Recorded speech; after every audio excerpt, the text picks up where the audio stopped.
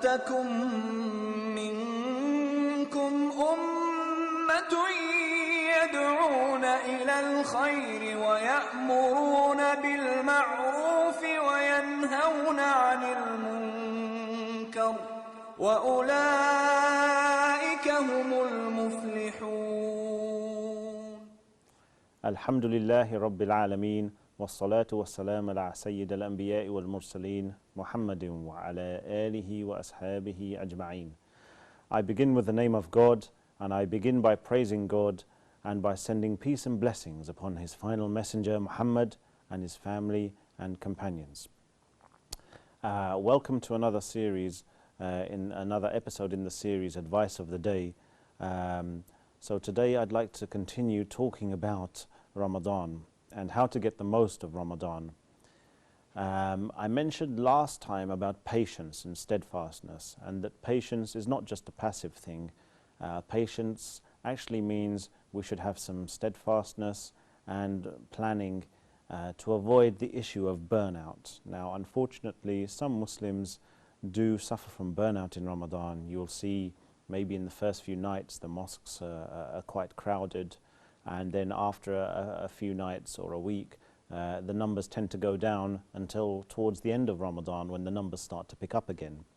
So we don't want to fall into this trap.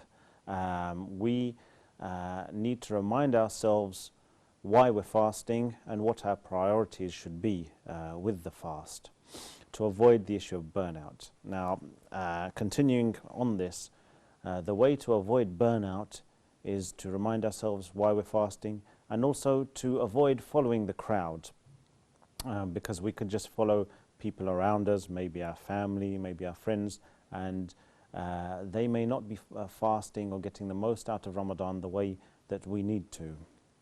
And I would just like to remind myself and yourselves of a very important hadith which Imam Nawawi mentioned in his 40 hadith.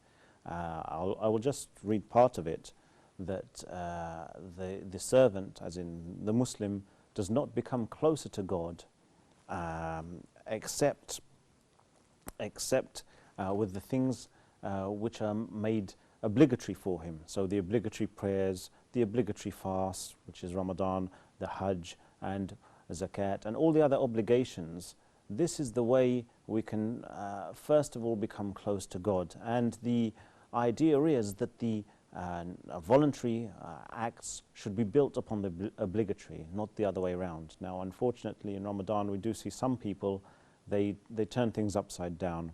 They prioritize the sunnah, which is the Taraweeh or Qiyam al-Layl. They prioritize this more than the 5 obligatory prayers, and this is one mistake we shouldn't fall into. And this is one mistake which, if we avoid, will help us to avoid having this burnt out feeling in Ramadan. And we, especially the men, should be trying to pray the 5 prayers in the mosque. As I said, the men should try to pray all 5 prayers in the mosque, and we should avoid this not going to the mosque at Maghrib time and at the sunset prayer time, because this is as well is an obligatory prayer. So we should try to pray this one in the mosque. Unfortunately, as I said, in some places you'll see in Maghrib, in the sunset prayer time, the numbers are not so great, but for the evening prayer or the night prayer, Taraweeh, the numbers increase a lot. Whereas the Maghrib is more important than the Qiyam al-Layl or Taraweeh. So generally in Ramadan and outside Ramadan, we need to prioritize the obligatory over the sunnah, over the recommended, and at the same time try our best to do the sunnah, to do the recommended and voluntary acts. And this is the message that I'd like to give to myself and to you, dear viewers.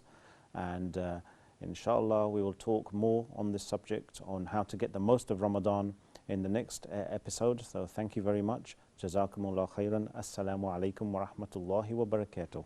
وَلْتَكُنْ مِنْكُمْ أُمَّةٌ يَدْعُونَ إِلَى الْخَيْرِ وَيَأْمُرُونَ بِالْمَعْرُوفِ وَيَنْهَوْنَ عَنِ الْمُنْكَرِ وَأُولَئِكَ